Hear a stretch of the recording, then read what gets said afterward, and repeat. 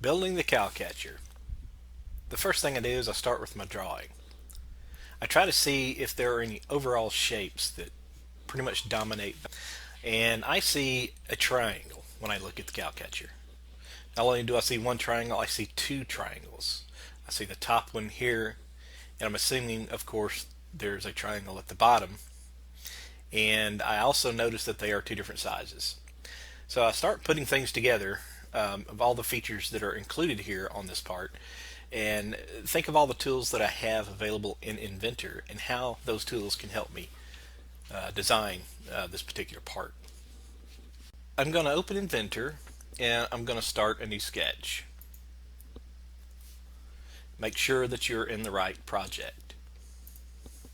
Choose Standard IPT and Create. Start a new sketch and choose a plane. For this one I'm going to use the horizontal plane.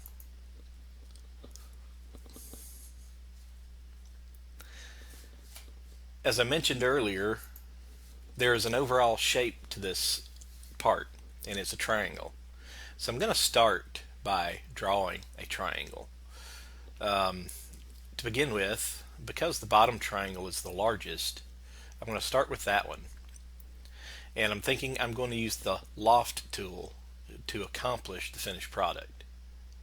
In other words, I'll be building the larger triangle on the bottom and then lofting up to the smaller triangle up top. The width of the triangle is 1.80, so that's where I'm going to start my drawing. I'm going to create a line.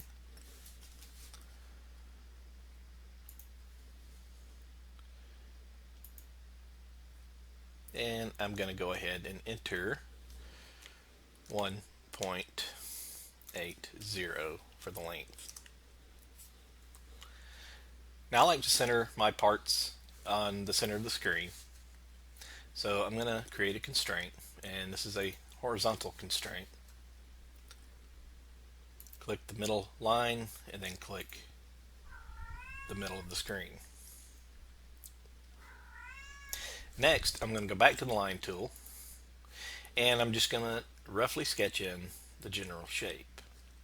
And I remember there are these vertical line sides, and then of course the triangular shape, and then another vertical there.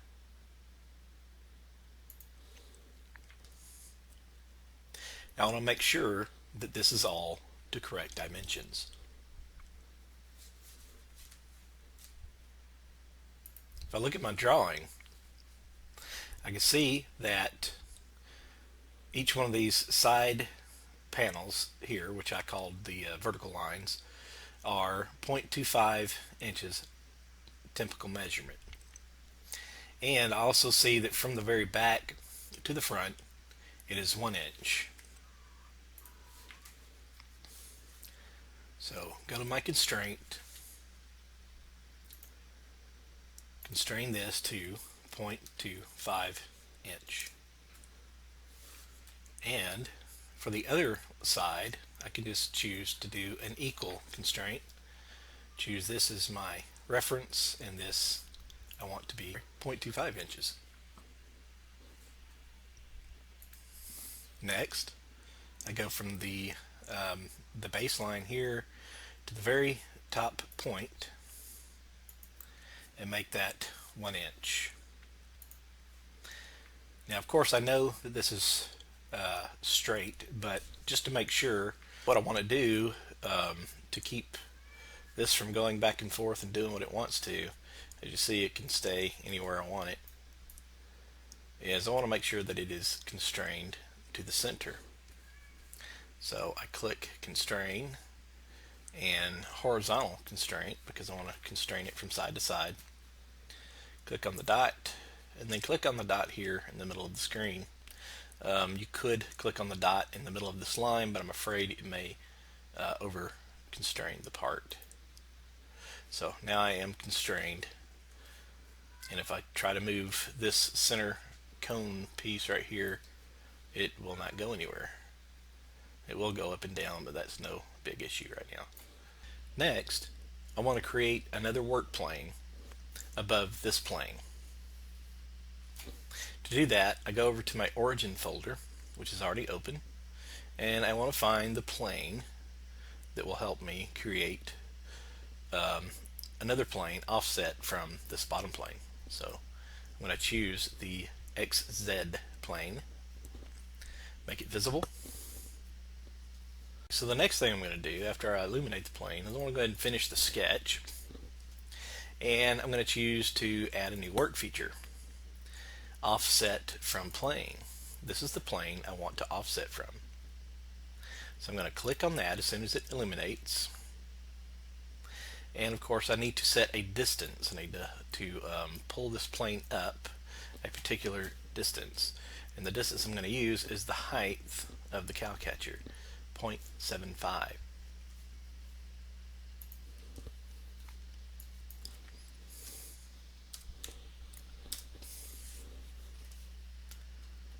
We have a new plane to work on. Now I can create a new sketch, and I want to create it on this new plane that I have established. And I'm going to draw the same triangle that you see here, but only smaller. In order to do that, all I have to do for one is I need to let's see, go to a line tool, and I'm just going to trace over. I'm not going to lock to anything. I'm just going to trace over what is already here, starting with that line, and then I'm going to little vertical sides there, find the center approximately, another vertical line, and now we have that smaller triangle. Now I want to dimension that triangle, and the panel part here, the side panel, does not change in width. It is 0.25 all the way up to the top.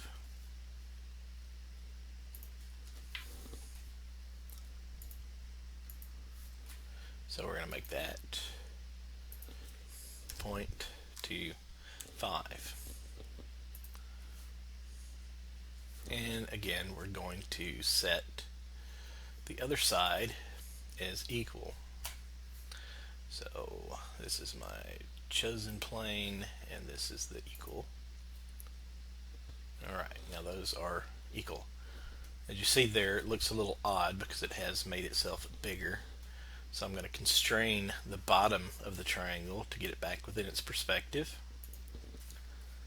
And the upper portion of this Cowcatcher is a little bit shorter. It's not quite as wide. It is 1.20.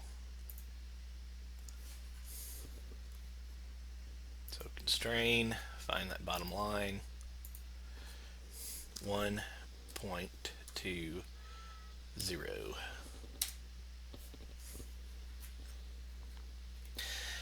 And now we need to constrain the upper portion of the triangle. And just to kind of get things back into perspective, we can just drag it right down here.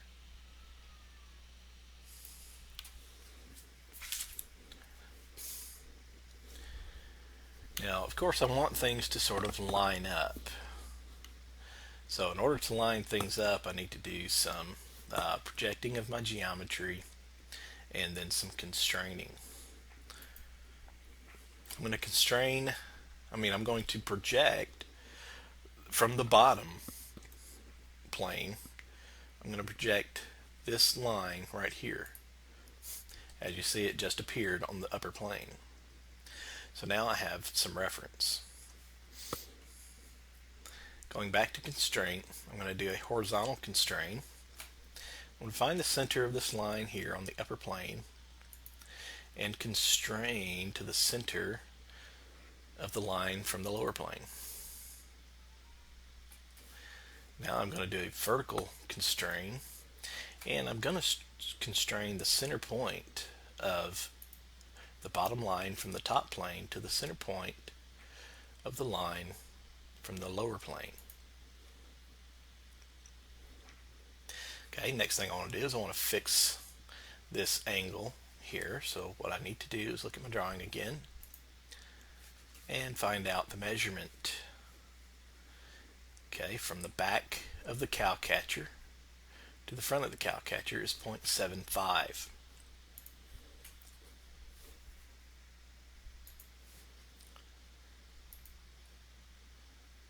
Okay, I don't think I selected the right line there. So again, sometimes you have to move it around to make sure you get the right selection. 0.75.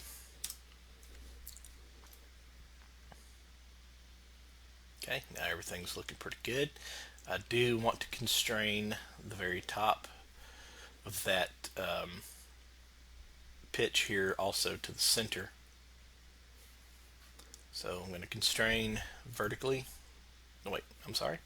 I'm going to constrain horizontally from that point to the center of that bottom plane. Now I am ready to loft. Finish sketch, create, and we're going to choose the loft tool. First, select the bottom geometry, then the top, and there is the Cowcatcher. Almost. We have a few more adjustments to make to it. Before I move on, I'm going to turn off these other planes.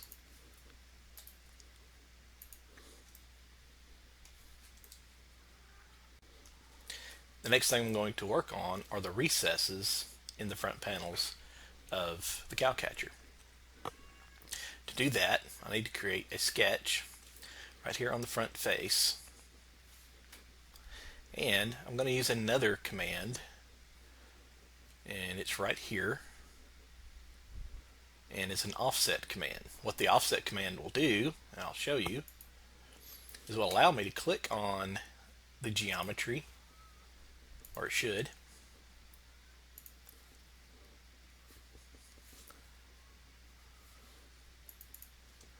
It's not letting me do so. Okay, maybe I need to project some geometry. So I'm going to create project geometry, and I'm going to choose that shape. Alright, now I'm ready to go. I can go back to my offset, and I can choose this geometry that I just projected, and as you see, it keeps that same shape equally all the way around, and I can make it whatever width all the way around that I want it to be. And I do know that it is 0.10.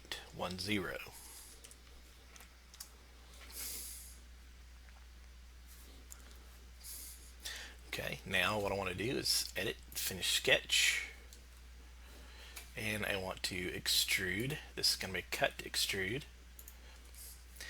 And from looking at my drawings again, I see that the cut is half of the thickness of the surrounding material. So it is 0.05 inches in thickness. And it's also going to be a cut extrude. So 0.05 and accept. Okay, so we have that recess here. Okay, now I'll create one more sketch on this face, and this time I'll remember to project the geometry and go to modify and select my offset, select the geometry, and again I can move in and out, set it for 0.1